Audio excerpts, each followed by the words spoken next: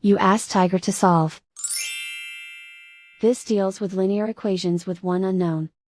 The final result is x equals 15/4. Let's solve it step by step. Rearrange the coefficients.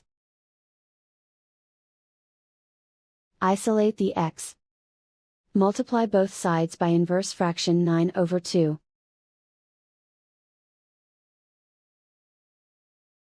Group like terms. Multiply the coefficients. Simplify the fraction. Multiply the fractions.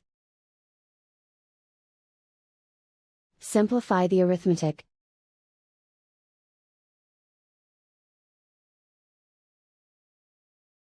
And so the final result is x equals 15/4.